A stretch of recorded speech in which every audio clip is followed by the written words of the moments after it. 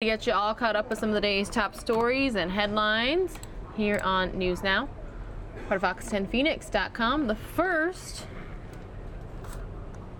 is going to get us all caught up on the president's remarks on Manafort and Cohen. I have great respect for what he's done in terms of what he's gone through. You know, he worked for Ronald Reagan for years. He worked for Bob Dole. President Trump hasn't ruled out the idea of pardoning Paul Manafort after a jury convicted his former campaign chair earlier this week on 8 charges involving financial fraud. Some of the charges they threw against him, every consultant, every lobbyist in Washington probably does. The president's remarks come as a juror in Manafort's trial reveals special counsel Mueller's team was one holdout juror away from winning a full conviction against Manafort on all 18 counts. We all tried to convince her to look at the paper trail. We laid it out in front of her again and again, and she still said that she had a reasonable doubt. The president also discussed his former personal attorney, Michael Cohen, who pleaded guilty earlier this week to charges implicating Mr. Trump in a hush scheme to pay off 2 women alleging affairs with him. My first question when I heard about it was, did they come out of the campaign? Because that could be a little dicey. And they didn't come out of the campaign, and that's big. Democrats are now openly discussing the possibility of impeaching President Trump should they retake control of the House in November's midterm elections. But during his interview, the president said if he's impeached, everybody would be very poor, considering he says the stock market would crash as a result. In Washington, Griff Jenkins, Fox News.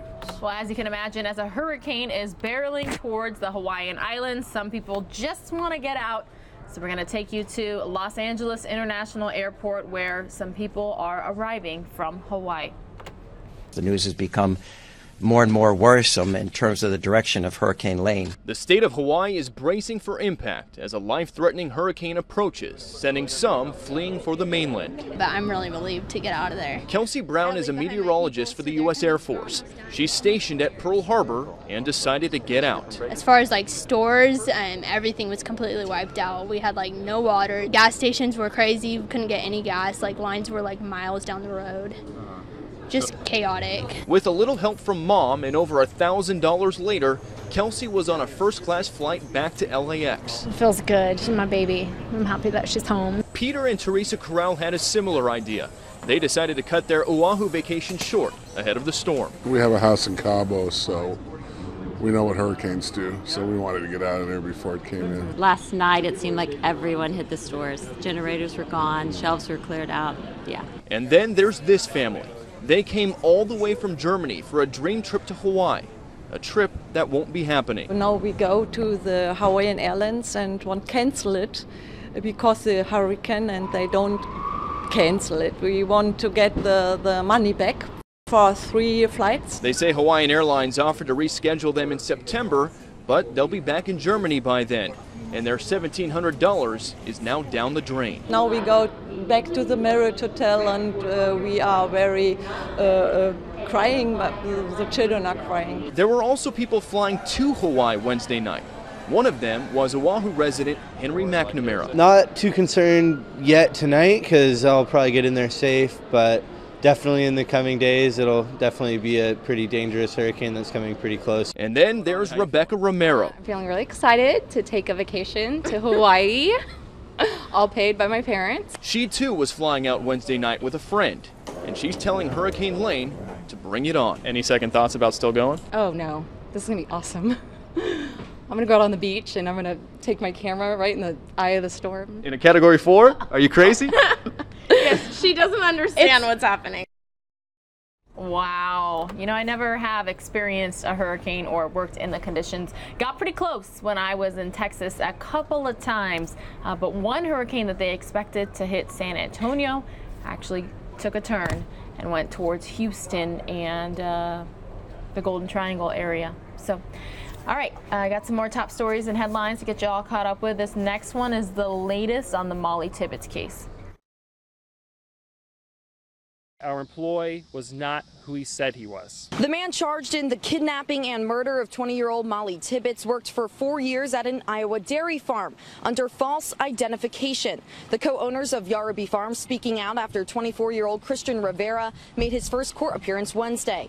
The Lang family saying Rivera used a state ID and social security card when he applied for his job, but now it appears those IDs belong to someone else. According to officials, Rivera has been in the United States illegally for the last 4 to 7 years. There will be plenty of time to discuss immigration, but however, now is not the time. Home surveillance video leading police to Rivera, who admitted to following Tibbets in his car while she was out for a run on July 18th. Rivera went on to lead police to Mollie's body, which was buried in a nearby cornfield. His employer saying no one noticed anything suspicious from Rivera after Mollie's disappearance. Nobody saw a difference. This guy stayed around for 35 days after he did this. Nobody noticed anything different. Meanwhile, hundreds gathered at the University of Iowa Wednesday night for a vigil honoring Mollie, her brother asking that people show kindness to one another, just like Mollie would have done. Carry on her legacy. Remember, this is a time that a country came together for one girl that loved everyone. Rivera's bond has been set at $5 million. He is due back in court on August 31st. In Iowa City, Emily Ikeda, Fox News. All right, Emily, thanks so much for getting us all up to date there. We are heading out to California now for this next top story, and that's because the city of Stockton is doing something for 100 lucky families, providing a little extra monthly income. Let's watch. $40 would go towards trimming Leslie Wesson's lawn, $200 towards his PG&E bill. He says the rest of a potential $500 stipend would go towards peace of mind. I don't need no stress. And that's one of the main things my doctor told me. Said, and I stress about little things. Wesson's neighborhood is just one of many which qualifies for a program known as the Stockton Economic Empowerment Demonstration, or SEED, where the effects of a universal basic income will be tested. Other cities have followed suit. Mayor Michael Tubbs and researchers outlined how they will choose 100 people to receive $500 a month for 18 months. I have no say, no influence, have no idea. They're building an algorithm that will pick that to make sure it's representative of the diversity. Recipients will be chosen from throughout the city where the median income is less than $46,000. He also explains where the money comes from. This is not taxpayer funded. It's funded by an initial grant from the Economic Security Project, and we've raised more money on top of that. Tubbs says 1,000 mailers will go out to eligible families in November. Once mailed back, 100 will be picked. Recipients must be at least 18 years old, and while researchers will check in, the money is unconditional. There's no restrictions on how people can use the money. So if people use it for drugs and alcohol, that's their prerogative. Critics have argued little oversight leads to abuse, but Mayor Tubbs says he has faith. If I didn't believe in the capacity of the folks who elected me and who I represent every day to make good decisions, I probably shouldn't be mayor. Wesson, who can only walk a few steps at a time, says he's lived through a stroke, been on life support twice, and the money would help him thrive. And you're here now. That's miraculous. Yeah. Thank God for deliverance. All right, you heard the mayor there say it is not taxpayer dollars. So what do you all think about a program like that? And do you live in a city who does anything similar? Because he said other cities have adopted it.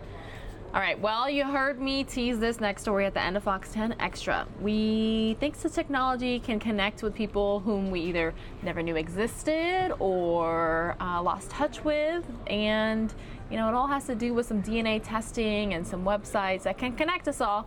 This next story is about a man finding out he had a daughter. Oh, I'm exhilarated. James Long is about to have an encounter that will change his life. Really flying high. For the better. She's flying in today, and it'll be the first time I've ever seen my daughter. For the first time, he'll meet the daughter he never knew existed. All these 32 years passed, and my brother calls and says, hey, your daughter wants you to call her. She's been looking for you for years and years. As he's telling us the story. And so she's been really excited about seeing everybody, and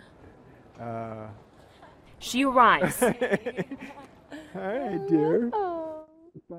The tears, the joy, the instant connection made possible because of his daughter Samantha Wells' curiosity. So I had a DNA test done and through Ancestry, And when I got the results, I went online, and there was this Steve Long that I matched with, and I wrote him a message. There's a Samantha Wells that is a perfect, almost a perfect match to my DNA.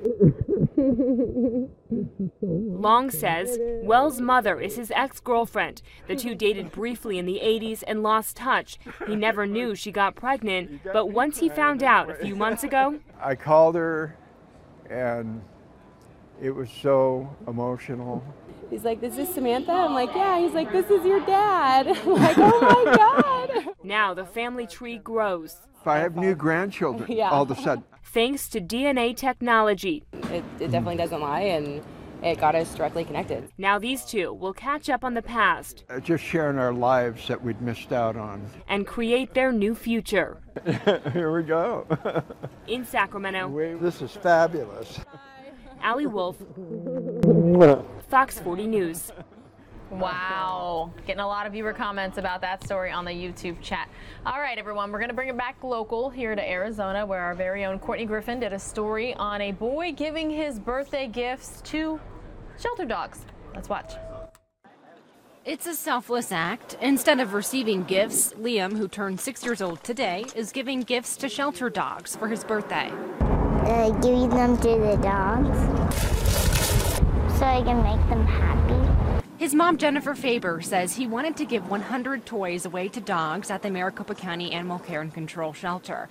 So she asked her friends. Been collecting them for almost a month now, and friends and family have told friends and family who've told friends and family.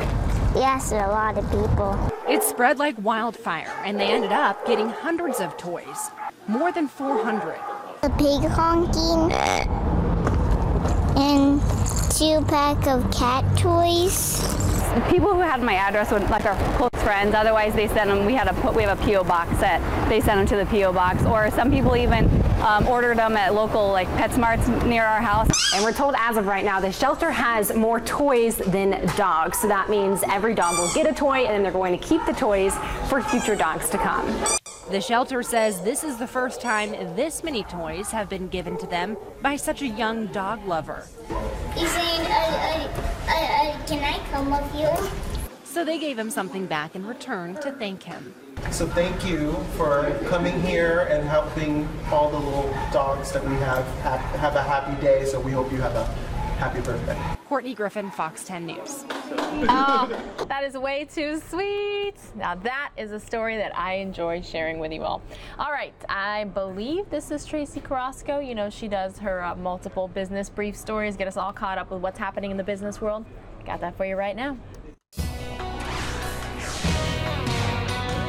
Facebook pulling its data security app from Apple's App Store. It's called the Onavo Project, and it reportedly tracks and analyzes users' activity outside Facebook apps. Apple says the service violated its data collection policies. Kroger, the nation's largest grocery chain, will phase out the use of plastic bags in its stores by 2025.